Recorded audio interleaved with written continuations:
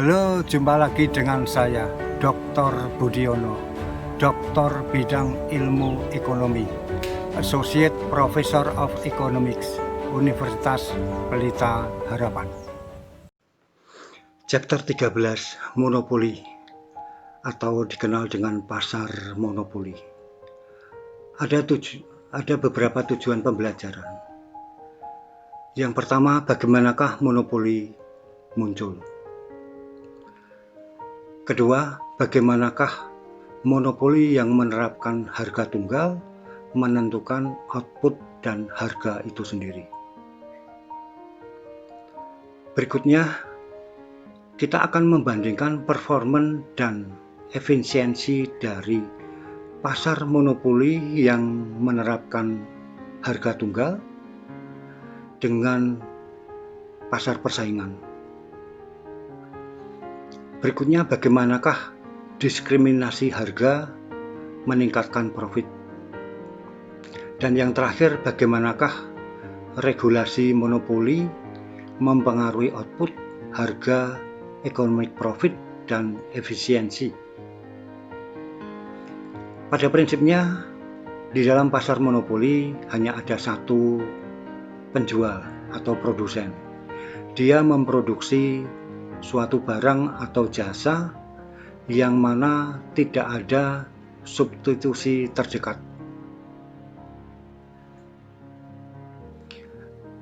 Bagaimanakah monopoli muncul? Yang pertama adalah alasannya tidak ada substitusi terdekat, dan berikutnya adalah halangan untuk masuk. Bagaimanakah halangan alamiah atau natural barriers untuk masuk bisa terjadi? Nah, pada prinsipnya pasar monopoli alamiah yaitu suatu pasar yang mana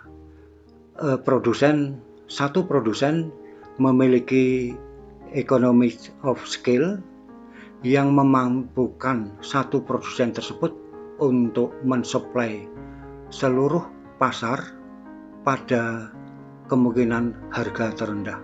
Maka kita bisa lihat bahwa long run average cost itu menurun. Dalam jangka panjang, downward sloping. Inilah yang kita namakan dengan adanya economies of scale. Nah, kita bisa lihat bahwa katakanlah keadaan awal satu produsen itu memproduksi belum mencapai permintaan maksimalnya. Dan berikutnya, pada titik berikutnya di sini kita bisa melihat bahwa long run average cost bertemu dengan demand. Di sini seluruh permintaan bisa dicapai pada biaya terendah LRAC. Nah, bagaimanakah halangan kepemilikan terhadap sumber-sumber yang mempengaruhi perusahaan lain untuk masuk? Kemudian halangan legal untuk masuk. Nah, kalau legal barriers to entry itu ada, maka pasar tersebut kita namakan dengan legal monopoly, yaitu suatu pasar di dalam mana persaingan dan entry itu dibatasi. Karena pasar monopoli itu dia bisa mengatur harga, maka kita namakan dengan monopoly price setting strategies. Nah, harga bisa diterapkan dengan harga tunggal pada satu pasar, bisa diterapkan dengan diskriminasi harga. Kemudian juga untuk menentukan profit, economic profit, kita juga mesti mempertimbangkan price dan marginal revenue. Berikutnya, kita mesti mengetahui total revenue marginal revenue dan harga.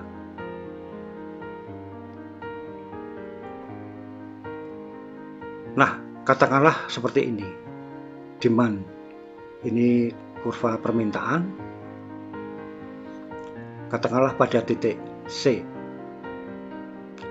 Kemudian bisa juga si satu produsen tersebut berproduksi pada titik C atau titik D pada kurva permintaan. Dengan demikian ada penambahan terhadap total revenue dan pengurangan terhadap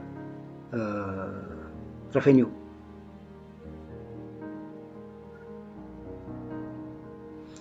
Nah, kita bisa melihat kurva berikutnya, yaitu marginal revenue. Marginal revenue itu downward sloping, sama dengan kurva demand. Hanya saja dia lebih curam.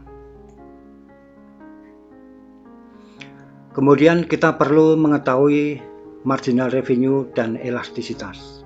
Pada prinsipnya, satu produsen tersebut dia akan berproduksi pada daerah permintaan yang elastis. Daerah ini yang elastis.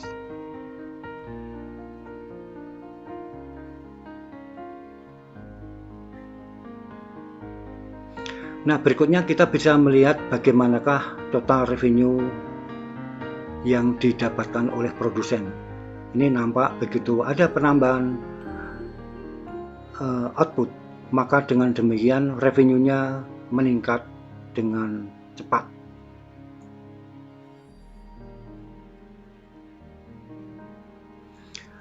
Nah, ini adalah daerah yang elastis dan daerah yang inelastis.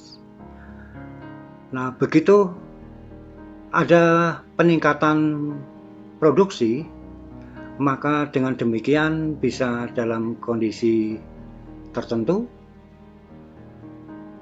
dia berproduksi pada saat demand-nya juga tertentu. Ada daerah elastis dan tidak elastis. Biasanya si produsen lebih suka pada daerah yang elastis. Nah, ini kita lihat bahwa di daerah yang elastis, begitu menambah output, maka revenue-nya meningkat terus-menerus. Kemudian kelebihan dari produksi di atas revenue maksimum, dia akan menurun terus. Nah, penurunan di dalam revenue ini terjadi di daerah yang tidak elastis. Nah, kita bisa lihat bahwa dengan peningkatan output, maka terjadi revenue yang berkurang di sini. Daerah merah itu dia berkurang.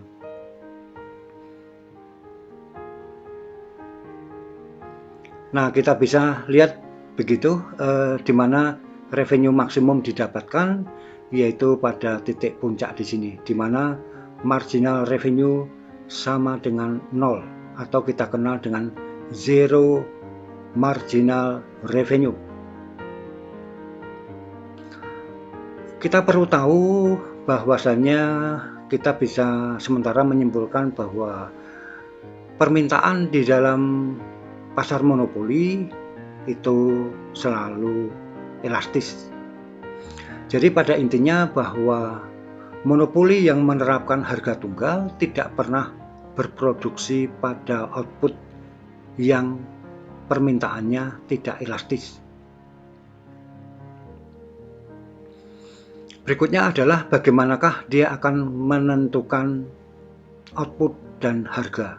Pada prinsipnya apabila monopoli mengambil kebijakan, dia memproduksi pada kuantitas yang memaksimalkan profit, maka marginal revenue harus sama dengan marginal cost. Nah, kita bisa lihat kurva daripada total revenue dan total cost. Selisihnya adalah yang kita namakan dengan economic profit, keuntungan ekonomi. Atau kita bisa melihat dari struktur biaya. Ini seperti ini. Biaya rata-rata dan harga per unitnya. Ini adalah daerah economic profit.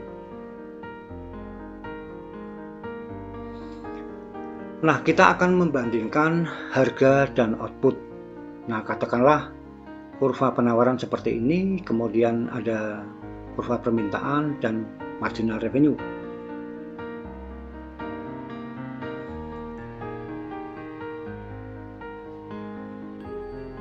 Nah, berikutnya masih sama, ada kurva penawaran dan demand dan marginal revenue. Di dalam pasar persaingan sempurna, maka dengan demikian keseimbangan itu terjadi di mana kuantitas yang diminta sama dengan kuantitas yang ditawarkan, yaitu daerah quantity QC dengan PC. Supply dan demand-nya bertemu di sini. Di dalam pasar monopoli itu tidak demikian. Jadi pasar monopoli keseimbangannya tercapai di mana marginal revenue sama dengan marginal cost di titik ini. Maka dengan demikian keseimbangan kuantitas pasar monopoli adalah GM dan keseimbangan harga monopoli adalah PM. Itulah yang menghasilkan profit maksimum bagi monopoli. Berbeda dengan perfect competition, yaitu pertemuan antara supply dan demand.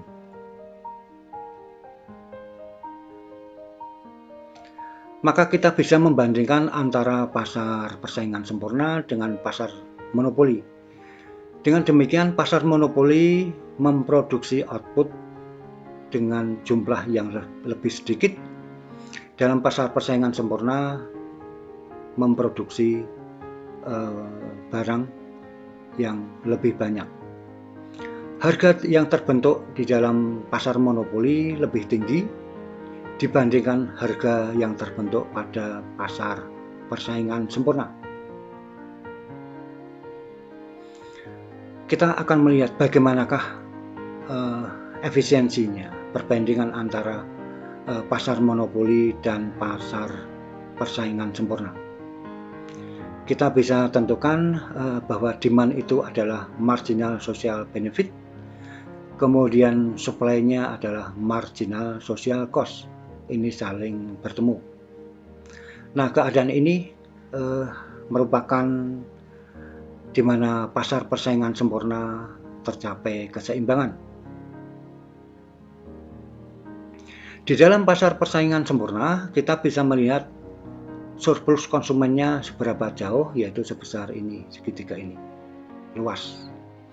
Kemudian masih di dalam pasar persaingan sempurna, surplus produsennya adalah sekian ini.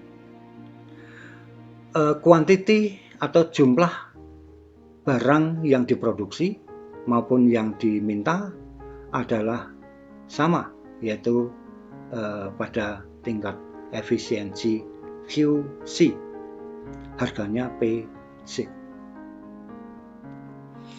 Nah, kita lihat bahwa di dalam pasar monopoli kita lihat bahwa jumlah yang diproduksi lebih sedikit, kemudian consumer surplusnya lebih kecil. Ini consumer surplus.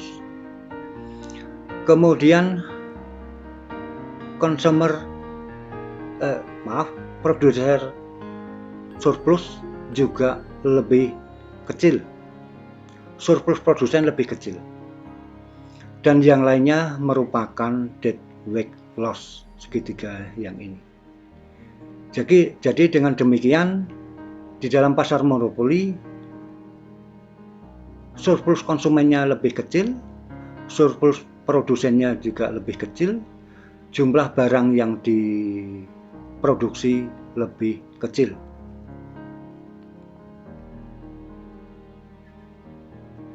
Dan deadweight loss itu muncul.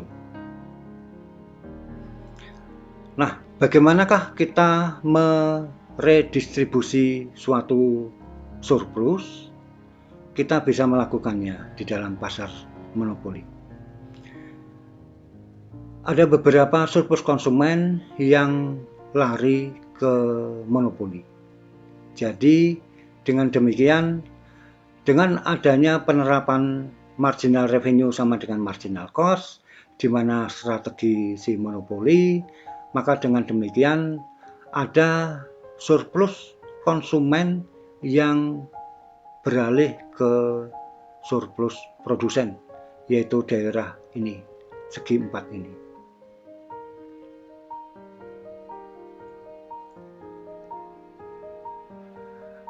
Nah, kita perlu lihat bagaimanakah rent seeking itu bisa terjadi. Di dalam perekonomian itu pada prinsipnya ada beberapa yang muncul di mana rent seeking itu terjadi. Karena ada beberapa surplus, consumer surplus, producer surplus, atau economic profit, itu dinamakan dengan economic rent. Nah, kita lihat seperti ini, keadaan di mana keseimbangan itu terjadi. Ini consumer surplusnya, kemudian producer surplus, dan ini adalah deadweight loss-nya.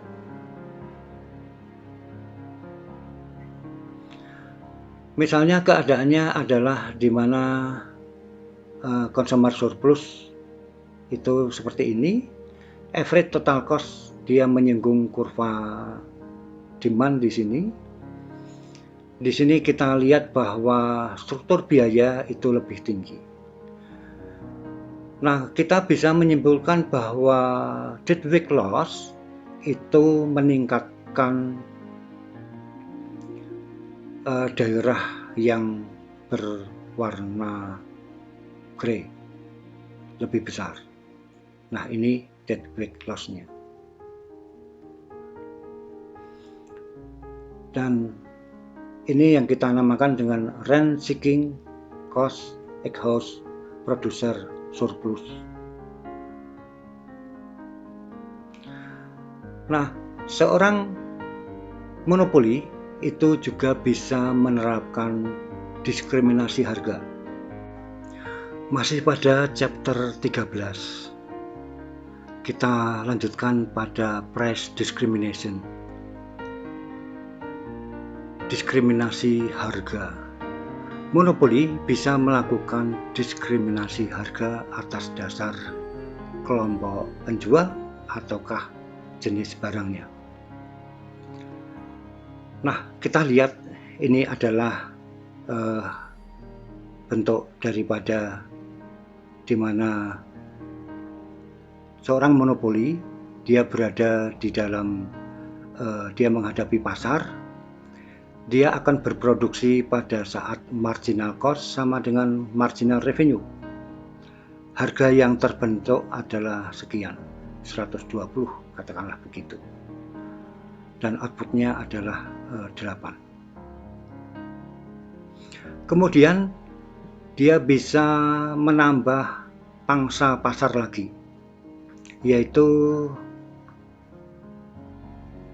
di pasar berikutnya, di penentuan harga berikutnya, itu kita bisa lihat bahwa monopoli menghadapi permintaan sedemikian rupa seperti ini. Nah, kemudian marginal cost-nya adalah tetap sama. Oleh karena itu, marginal cost bertemu dengan marginal revenue, maka dengan demikian harga yang terbentuk adalah sekian ini.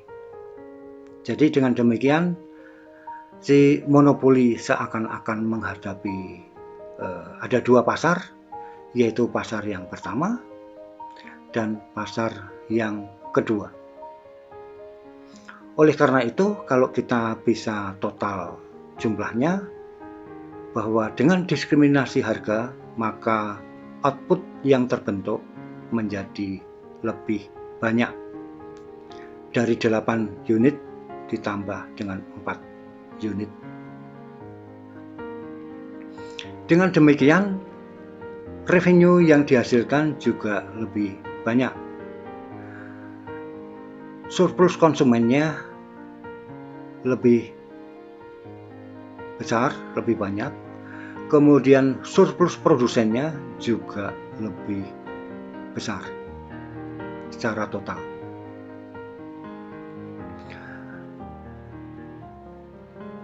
Dimanakah apabila terjadi perfect price discrimination? Di dalam perfect price discrimination kira-kira akan seperti ini. Katakanlah kurva demand dan di sini kurva marginal cost. Kita bisa lihat bahwa di dalam kurva demand ada titik tengah di sini. Kita bisa misalnya penentuan suatu harga atau produksi sebanyak katakanlah sekian, maka di dalam di sini kita ada consumer surplus di sini dan seterusnya. Masih pada chapter 13, kita akan membahas efisiensi dan rent seeking dengan price discrimination. Kita sudah tahu bahwa price discrimination bisa dilakukan oleh seorang monopoli, di mana dengan memperbanyak produksi dan diskriminasi harga itu diterapkan oleh si monopoli, maka output yang dihasilkan bisa mendekati output yang dihasilkan oleh pasar persaingan sempurna. Namun demikian, output itu berbeda dari output atau outcome dari pasar persaingan sempurna. Sekarang pertanyaannya, mengapa outcome dari monopoli berbeda dengan outcome dari pasar persaingan sempurna? Dengan penerapan harga yang berbeda atau diskriminasi harga, sang monopoli akan menangkap seluruh surplus konsumen. Dia akan mengambil surplus konsumen. Kemudian dengan peningkatan economic profit akan menarik bahkan akan lebih banyak aktivitas rent seeking yang mengarahkan ke tidak efisienan. Jadi dengan demikian aktivitas-aktivitas orang-orang yang akan mengambil keuntungan itu akan makin banyak. Maka oleh sebab itu ketidakefisienan akan muncul. Nah, kita akan masuk pada regulasi pada pasar monopoli. Kita selalu menggunakan aturan bahwa marginal cost pricing rule, yaitu suatu aturan yang mana mengatur harga sama dengan marginal cost monopoli. Kuantitas yang diminta pada suatu harga sama dengan marginal cost itu adalah kuantitas yang efisien. Nah, ada beberapa yang bisa diterapkan mengenai regulasi, kemudian social interest theory, capture theory. Nah, katakanlah keadaan seperti ini. Ini adalah penerapan daripada pasar monopoli, di mana marginal cost sama dengan marginal revenue, maka kita akan peroleh bahwa harga sekian, kemudian biayanya adalah sekian. Maka masih ada economic profit. Kemudian jika diterapkan di mana marginal cost bertemu dengan demand, maka kuantitas yang dihasilkan akan lebih besar. Namun demikian, dalam posisi ini seorang monopoli akan mengalami kerugian.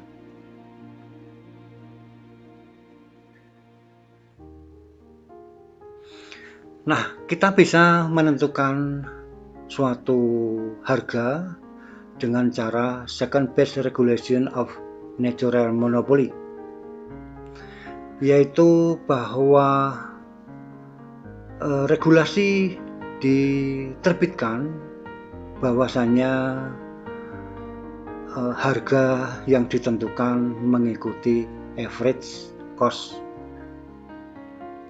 biaya rata-rata. Jadi dengan demikian, apabila diterapkan pada biaya rata-rata, maka dengan demikian kita akan memperoleh namanya zero economic profit. Misalnya penetapan harga adalah sebesar ini, sebesar long run average cost berpotongan dengan demand. Maka dengan demikian price cap regulation dia menurunkan harga dan meningkatkan output. Jadi dengan demikian pasar monopoli bisa lebih efisien. Sampai jumpa pada kesempatan berikutnya. Terima kasih.